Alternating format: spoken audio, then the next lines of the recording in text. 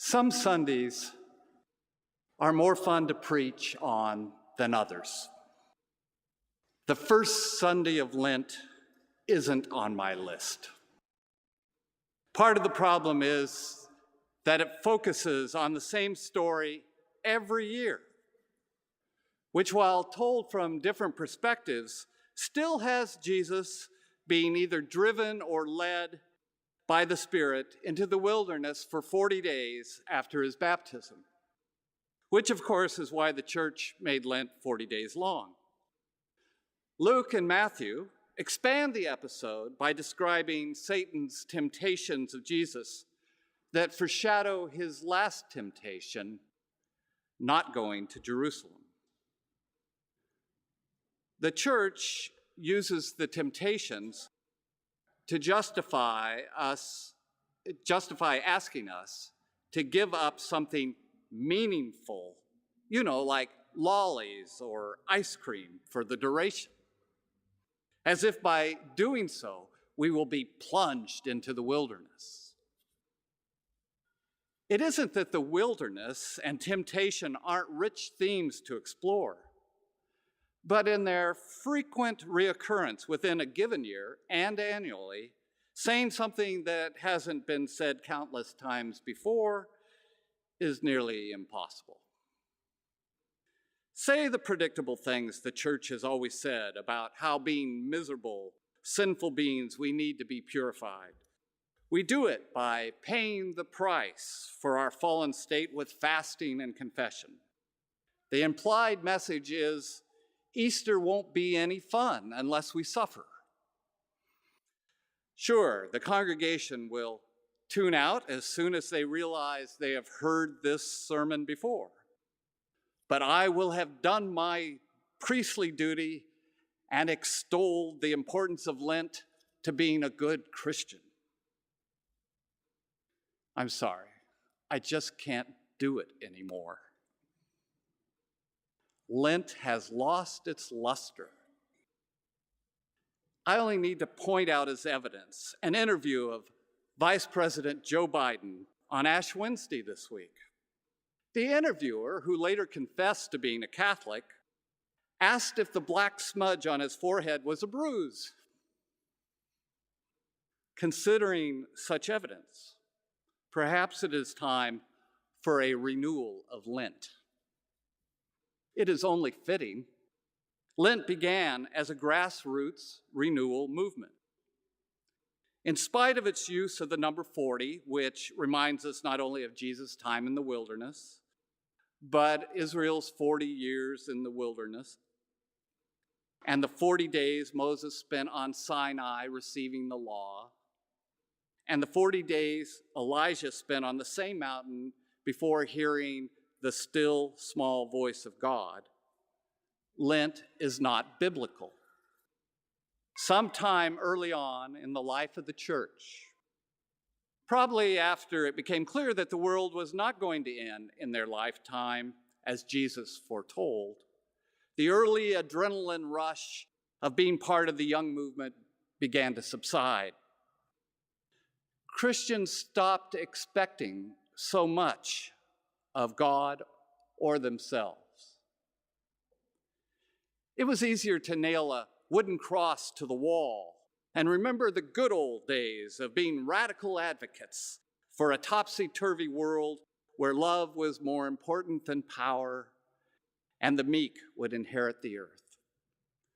Risking your life to worship in a subversive community began to lose its allure.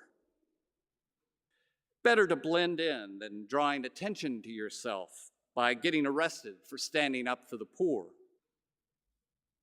Eventually, it became okay to be both comfortable and Christian. It was in this context that the earliest forms of Lent began to emerge. It may have come about out of a frustration that being a Christian had become safe and respectable. The earliest practice was to pray and fast for 40 hours between Good Friday and Easter I suspect it began as an individual spiritual discipline of a few, and that it caught on. It was extended to 40 days, perhaps out of pious overexuberance, or because of a misplaced comma in a translation of Eusebius's history of the church that unintentionally changed the length of fasting from 40 hours to 40 days. But for whatever reason, it was an established part of the church's life by the Council of Nicaea in 325. It was no longer an individual response for radical renewal, but an institutional requirement for conformity. While intentions might have been good, making it an externally imposed requirement led us to a lusterless Lent. See, as soon as it became a quasi-legal requirement imposed by the faithful, or imposed on the faithful by religious authority, it became something to be resisted through negotiation. Bishop, define fasting, please. Is it every day? Or do we get Sundays off? Do we fast all day? Or can we have a ham sandwich after 3 p.m.? Well, if not ham, how about fish and chips? And if it's okay to eat after 3 p.m., why not at noon? It's more convenient. That's when we have lunch. And so it went until the only required fast days were Ash Wednesday and Good Friday. From one point of view, our rebellious desire for comfort became more important than our faith.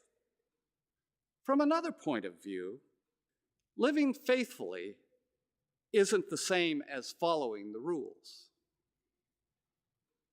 The focus on loopholes in Lenten fasting became a distraction from what the season might have been, an opportunity for transformation. Since just going through the motions of Lent won't transform any of us, perhaps it's time to give up for Lent what Lent has become. Instead of giving up one of our vices or dessert, we should get real about seeking transformation. One interpretation of Luke's story of the temptations of Jesus in the wilderness may point the way. The wilderness Jesus was driven into by the Spirit is the bleakest place I have ever seen. There certainly isn't one like it in New Zealand. It is a barren land gouged with canyons between steep cliffs pockmarked by caves. It makes Death Valley look like an oasis. If you have seen it, the impression you are left with is that nothing grows there but rocks. The story says Jesus fasted there, a spiritual practice of many religious traditions.